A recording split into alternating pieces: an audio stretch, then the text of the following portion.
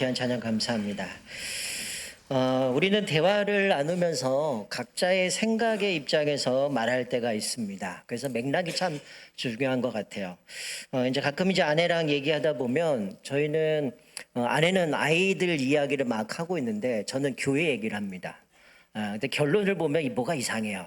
나중에 확인해 보면 뭔 소리야? 나 지금 교회 얘기하잖아. 아이 뭔 얘기야? 애들 얘기하잖아. 이런 전혀 엉뚱한 얘기를 할 때가 참 많습니다. 여러분 우리가 지금 이 계속해서 창세기를 살펴보고 있는데 오늘 창세기 말씀 좀 앞부분을 좀 정리해 보면 하나님의 이 세상을 창조하셨을 때에 하나님 보시기에 좋았게 또 선하게 이 세상을 창조하셨습니다. 그리고 인간을 지으시고 인간에게 이 에덴 동산에 있는 또 모든 동물들 이것들 하나님이 다스리도록 통치 대행자로 삼아 주셨어요. 근데 뱀이 유혹을 하는 겁니다. 하나님이 그거 먹지 말라고 했더냐? 이 선악과를 하나님께서 분명히 모든 나무의 열매를 먹을 수 있지만 동산 가운데는 선악을 알게 하는 나무를 먹지 말라 했는데 뱀은 말을 싹 바꾸죠. 이 모든 과일을 열매들을 먹지 말라고 하더냐. 이러면서 이제 하와의 이제 마음을 이제 슥슥 긁으면서 결국은 이거 먹으면 죽지 않고 너 하나님처럼 눈이 밝아지니 이게 얼마나 그런 것인가를 하나님이 의도적으로 막은 거다라는 식으로 유혹을 해버립니다. 그러다 보니까 그때부터 이게 먹음직스럽고 보암직스럽고 결국은 자기 욕망 때문에 그것을 먹게 되고 죄가 들어오게 돼서 결국 에덴에서 쫓겨나게 되죠. 우리가 지난주 살펴본 것처럼 그리고 나서 이제 세월이 흘러갑니다. 우리 알다시피 가인과 아벨이 제사를 드렸는데 가인이 아벨을 죽이죠. 그리고 하나님은 아벨 이후에 셋을 태어나게 만드시고 셋 계열로 인도해 가시고 또 가인의 후예들이 되죠. 근데 하나님이 어느 날 보니까 이 하나님의 아들들이라고 하는 셋 계열의 하나님의 아들들이 가인의 후손이었던 그 여인들을 세상의 딸들이라고 얘기하죠. 그들과 결혼을 하는 겁니다. 자기 눈에 보기 좋은 대로 취해서 아내를 삼아요. 그러니 이것이 거룩한 셋 계열이 결국 정체성이 깨지니까 하나님이 그것을 보고 좋지 않게 여기셔서 이제 물로 심판을 내리면서 홍수로 심판을 합니다. 그래서 노아와 그의 처 그리고 세 명의 아들, 세 명의 며느리 그렇게 이제 이들이 하나님 앞에 방주하러 들어가서 그들이 하나님 앞에서 건짐을 받게 되어지는데 오늘 본문 말씀을 보게 되면 또 세월이 흘렀어요. 근데 이들이 처음에 아담과 하와가 하나님의 통치를 거부했던 것처럼 또다시 하나님의 통치를 거부해버리는 모습을 보게 되어지는 거죠. 자, 우리 4절 보시면 이렇게 기록하죠. 또 말하되 자 성읍과 탑을 건설하여 그 탑 꼭대기를 하늘에 닿게 하여 우리 이름을 내고 온 지면에 흩어짐을 면하자 하였더니 여러분 인간이 지난주 살펴본 것처럼 우리는 하나님 안에 거할 때 진정한 평안과 복을 누릴 수 있다 라고 노아 홍수를 통해서 살펴봤는데 인간이 번성하게 되면서 다시금 하나님의 통치를 거부해버리는 겁니다. 자신의 이름을 높이자. 여러분 이름이라는 건 명예를 이야기하거든요. 우리의 존재는 하나님의 영광을 위해서 존재한 자들인데 자신의 이름을 명예롭게 하기 위해서 자기의 이름을 높이자는 거예요. 그리고 흩어짐을 면하자. 이 얘기는 아마 노아 홍수의 이야기를 들었겠죠. 하나님이 이렇게 심판해서 모든 인류를 다 멸하셨고 이제 노아의 세 명의 아들들의 후예들을 통해서 이 땅에 민족이 형성되어졌는데 하나님 앞에서 우리가 또다시 이런 벌을 받지 않기 위해서 우리는 흩어지지 말고 똘똘 뭉쳐서 우리가 여기서 살아야 된다. 이 결론을 맺은 거예요.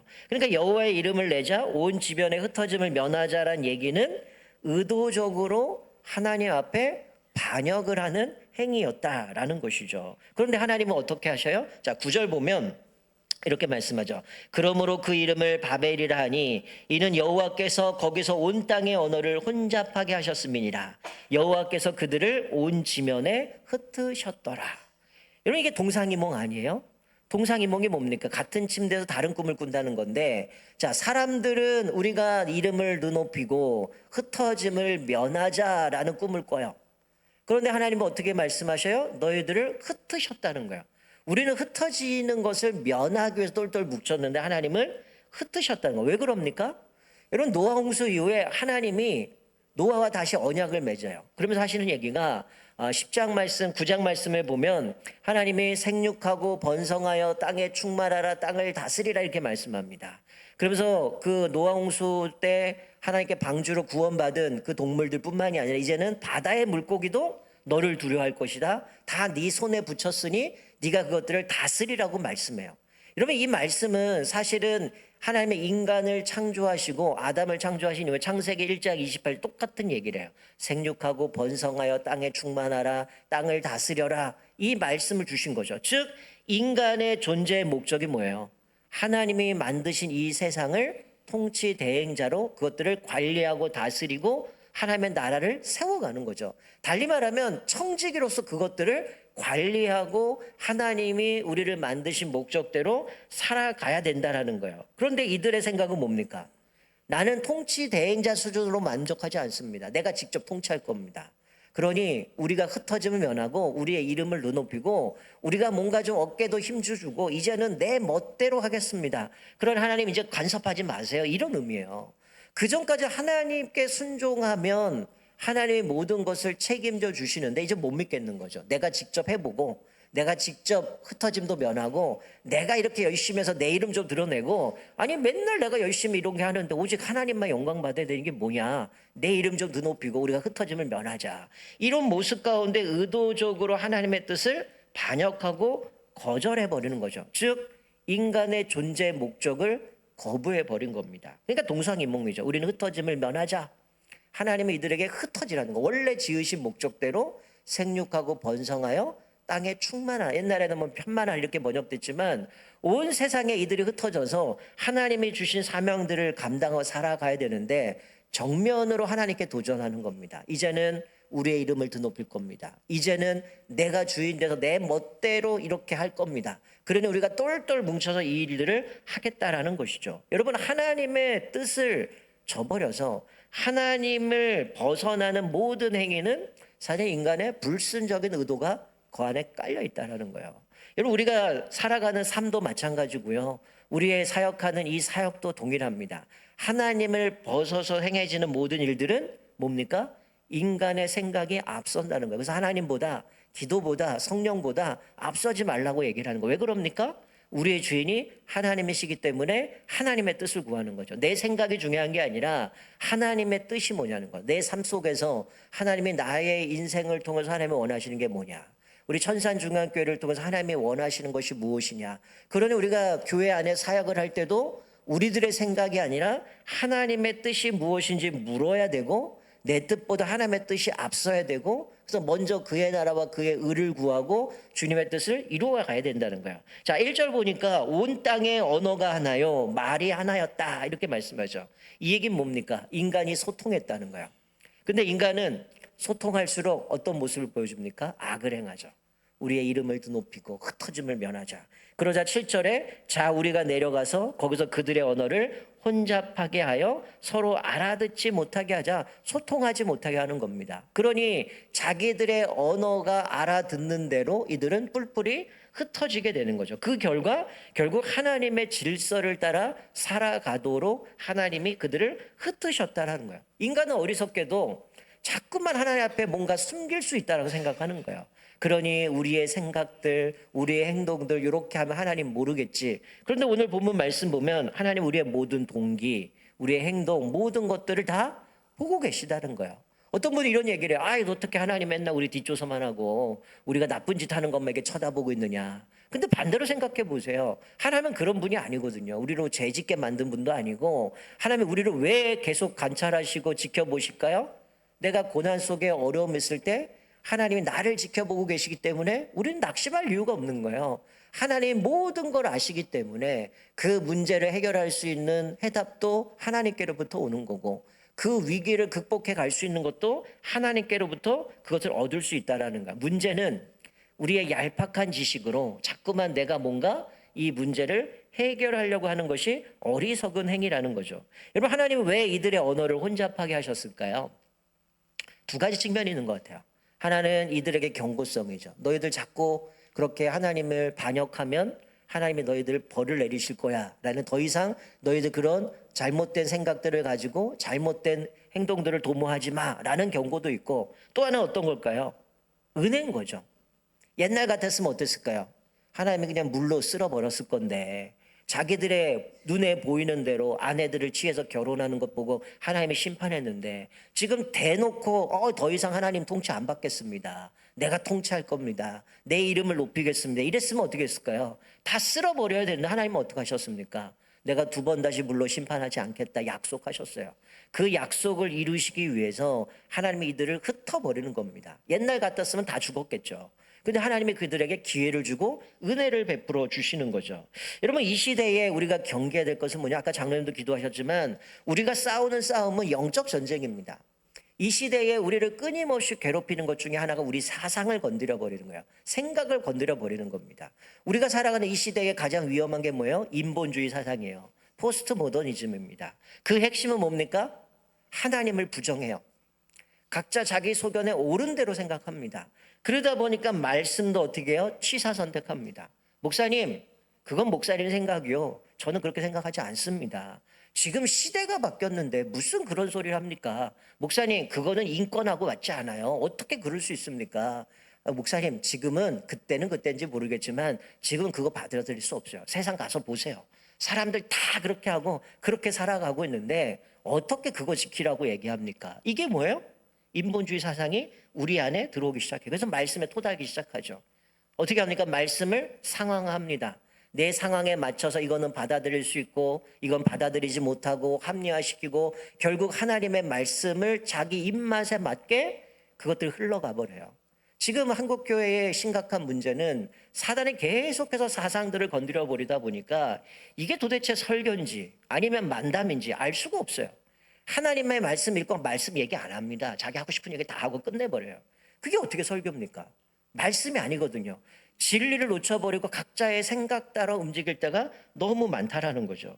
여러분, 언제부터 우리가 하나님 앞에서 믿음으로 살아간다고 할 때는 오로지 주님의 말씀이 기준입니다. 그 말씀이 우리 안에 반드시 서가야 되는 거죠. 여러분, 만약에 이게 시대에 따라 말씀이 우리에게 바뀐다, 그건 진리일 수가 없습니다. 그러나 성경 어때요? 영원한 진리고 풀은 마르고 꽃은 시들지만 주의 말씀은 영원하다.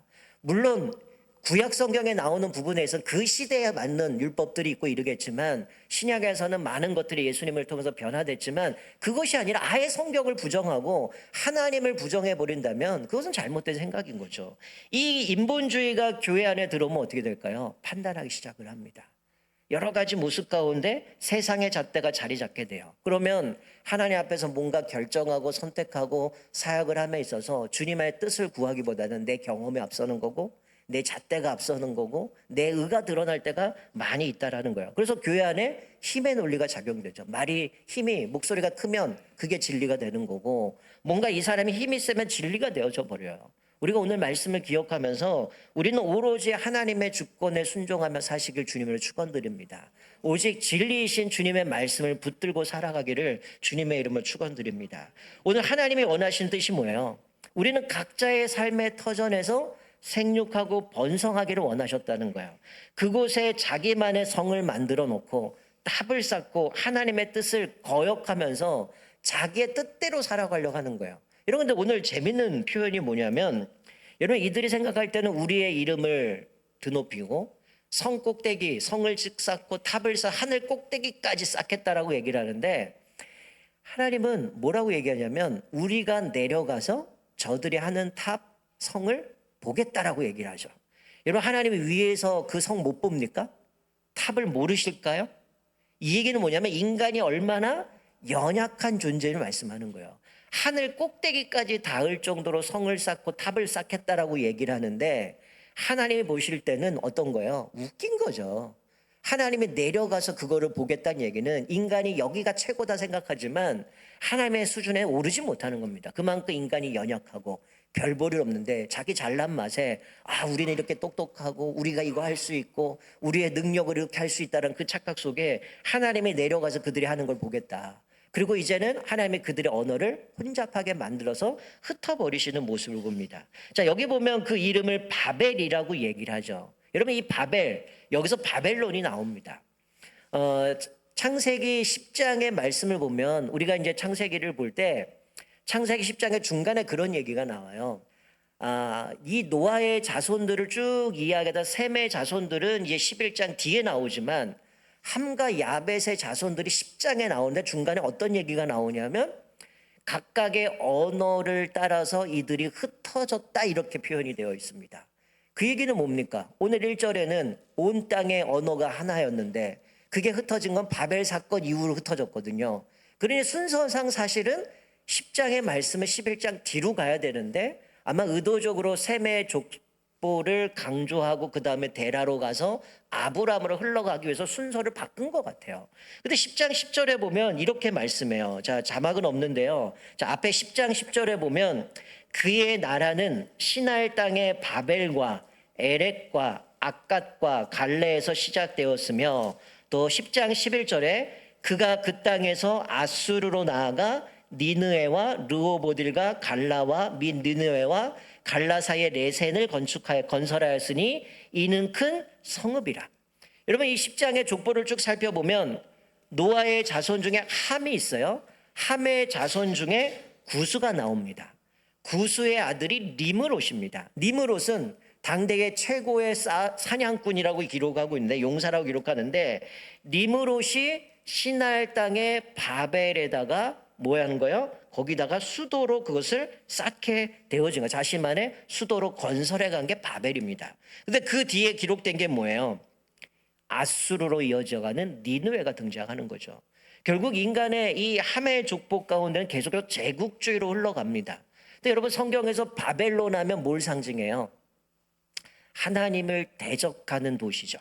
하나님을 대적하는 모습을 보여줍니다. 요한계시록에 보면 하나님께 택함받은 백성들은 하나님이 이렇게 구원하신다라고 하면서 앞에 7교회를 통해서 그들을 책망도 하고 칭찬도 하시고 정신 차리라고 얘기를 하시고 나서 이제 심판에 대한 메시지를 쭉 얘기하는데 뭐가 등장해요? 바벨론, 멸망당할 바벨론이 등장하죠. 그게 세상 나를 이야기합니다.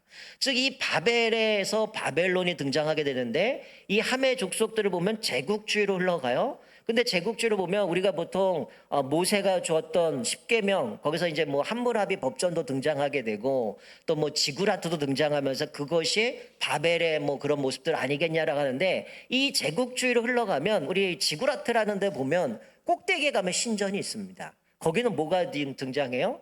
하나님이 아닌 뭐 바벨론 같은 마루둑이라는 신이 등장해서 그 신이 자기들을 통치하고 뭔가 다스리는 것처럼 복을 주는 것처럼 기록하고 있는데 결국 이 제국주의는 뭡니까? 하나님을 저버리는 거예요. 그리고 다른 우상을 신으로 만들어서 하나님을 대적하는 모습이 제국주의로 흘러갔다라는 거예요. 여러분 이게 비단 이 모습만일까요? 우리 안에도 바벨이 있어요. 뭐냐면 내가 예수 믿고 하나님 섬기지만 하나님 요거는 건드지 마세요. 이건 내 영역입니다. 하나님 나머지는 내가 하나님 앞에 순종하겠는데 요것만은 건드지 마세요. 이건 내가 알아서 할 거예요. 이거는 내 노력으로 내가 이루어 놓은 거고 내가 얼마든지 이것들은 할 수 있으니 이건 건들지 마세요. 그게 어떤 겁니까? 어떤 분에게 자식이겠죠. 하나님 내 자녀는 내가 알아서 할 겁니다. 건들지 마세요. 내 계획대로 이렇게 하면 얘는 분명히 성공할 겁니다. 하나님 내 사업은 내가 얼마나 노력했고 얼마나 애썼는데 이건 내가 다 할 수 있어요. 지금 벌써 승승장구하지 않습니까? 이거 건들지 마세요. 이게 뭐예요? 우리 안에 바벨이죠. 하나님의 뜻보다 내 의지와 내 뜻과 내 욕망을 위해서 만들어. 이건 건들지 마세요. 내가 이것을 통해 내 이름을 드높이고 내가 흩어짐을 면하자건 나만의 바벨이 있습니다. 그거를 깨트려버리고 하나님 앞에 회개하지 않는 한 우리 인생은 평안한 살 수 없어요. 내가 열심히 애를 쓰고 수고하지만 왜 내 삶에 평안함이 없고 질서 있는 삶을 살지 못할까요? 그거 내려놓지 못했기 때문이에요. 하나님 섬긴다고 하면서도 여전히 나만의 영역, 나만의 성을 쌓고 나만의 탑을 쌓아서 요거는 내 스스로 좌지우지하고 내가 통치하려고 하는 그거 내려놓기 전까지는 하나님이 주시는 기쁨과 질서 있는 삶을 살아갈 수 없다라는 거죠. 여러분들 성경에 보면 하나님이 이 회복된 모습을 잠깐 한번 보여주셔요.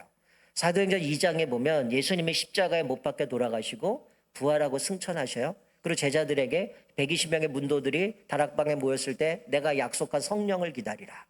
성령이 강림하시죠. 이들이 성령 충만합니다. 그들이 기도하면서 방언을 하기 시작해요. 근데 어떤 일이 벌어집니까? 절기를 따라서 수많은 흩어졌던 사람들이 갈릴리로 모이게 되어지는데 각자의 나라의 말로 이들이 기도하는 모습에 충격을 먹습니다. 야, 저들은 갈릴리 사람들이 아니냐? 어떻게 우리의 언어로 그들이 그렇게 기도하고 우리가 다 알아들을 수 있느냐? 이게 뭐예요?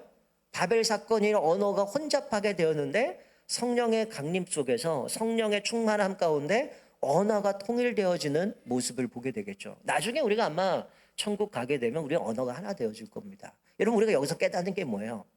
교회도 동상이몽일 수 있어요. 사역을 하는데 나는 이 생각, 저 사람은 저 생각, 각자의 꿈을 꾸면서 일을 할 수 있어요. 그러다 보면 어떤 생각이 벌어집니까? 나와 다르면 부딪히고 싸우고 쟤는 왜 저래, 쟤는 왜 저래, 이렇게 흘러가는 거예요. 근데 우리가 깨닫는 거 뭡니까? 하나 되는 비결은 성령 충만하고 하나님 앞에 기도할 때 하나 되어지는 겁니다. 우리가 기도하지 않고 내가 말을 하면 뭐가 나와요? 내 생각이 나오는 거예요. 내 경험이 나오는 겁니다.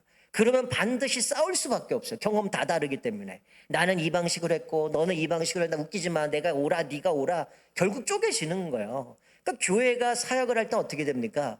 그래서 기도보다 성령보다 앞서지 말라는 얘기가 기도하면서 주님의 뜻을 구해야 되는 거죠. 여러분, 고린도 교회의 문제 중에 하나가 뭡니까? 파당이었거든요. 나는 바울파다, 나는 베드로파다, 나는 아볼로파다, 나는 예수님파다. 여러 당이 나눠졌어요.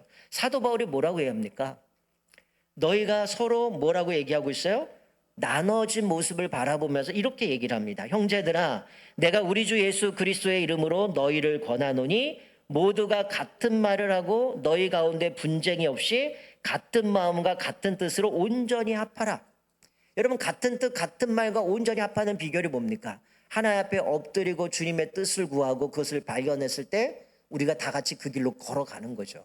기도하지 않고 움직이면 우리는 다 각자의 소견대로 살아갈 수밖에 없다라는 거죠. 그러니까 하나님보다 사람이나 공동체의 성장이 우선이면 그건 교회가 아니에요. 이런 교회가 여러 가지 사역을 하는데 하나님의 뜻이 아니라 인간의 생각이나 사람이 중심이고 성공이 목적이라면 그건 교회가 아닙니다. 하나님의 말씀이 떠나 있는데 어떻게 그게 교회겠어요? 그냥 개모임이죠. 각자 자기가 하고 싶은 대로 모이고 자기가 즐거운 대로 모이면 그건 교회가 아닙니다. 성경은 뭐라고 얘기해요? 하나님의 뜻을 구하고 하나님이 천산중앙교회를 통해서 원하시는 게 뭔가, 우리가 이 사역을 통해서 하나님이 궁극적으로 원하시는 게 뭔가 기도하고 뜻을 구하고 그 길을 걸어가야 하나님 앞에 기쁨이 되어지는 것이고 하나님의 말씀하시는 생육하고 번성할 땅에 충만하는 그 사명들을 갖는 이 땅에 하나님의 나라를 세워가는 것이지, 기도하지 않고 사람이 중심이고 공동체의 성장이 우선이라면 그게 어떻게 하나님의 초점 맞춰집니까? 그냥 우리가 교회가 더 커지고 수많은 사람이 모이면 이게 얼마나 하나님 앞에 복 받은 거냐. 여러분, 제가 늘 얘기하잖아요. 많이 모이면 바른 교회입니까? 아니거든요. 숫자에 속으면 안 돼요. 힘의 논리에 속으면 안 돼요. 진짜 말씀대로 살아가는가. 교회가 기도하지 않으면 이미 죽은 교회입니다. 그래서 계속 여러분 새벽 기도, 수요 기도에, 금요 기도에 기도하라는 얘기는 여러분들을 살게 하기 위해서 얘기하는 거예요. 내가 기도하지 않으면 우리는 죄인이기 때문에 계속해서 내 생각이 앞서요. 내 경험이 앞섭니다. 하나님 앞에 엎드리는 것보다 끊임없이 내 노력으로 뭔가 해결하려고 할 때가 많다는 거예요. 그래서 우리가 기억하셔야 될 것은 뭐냐면 목회자와 장로님들을 위해서 기도해야 돼요. 키를 잘못 들면 배는 파손할 수밖에 없어요. 교회를 이끌어가는 목회자들, 또 정책을 가지고 교회를 운영하는 지도자들이 바르게 서 있지 않으면, 하나님의 뜻을 구하지 않으면 교회는 자초할 수밖에 없다는 거예요. 그래서 우리가 끊임없이 기도해야 되고 주님 앞에 나아가야 돼요. 특별히 여러분들이 뭐 주보에 보면 광고 모임들이 있잖아요. 이런 그냥 모여서 회비 걷고 그냥 모임값 끝내지 마세요. 기도하세요. 하나님의 뜻이 뭔지, 우리 공동체를 통해서 하나님이 원하는 게 무엇인지. 왜 계속 제가 소그룹을 강조하겠습니까?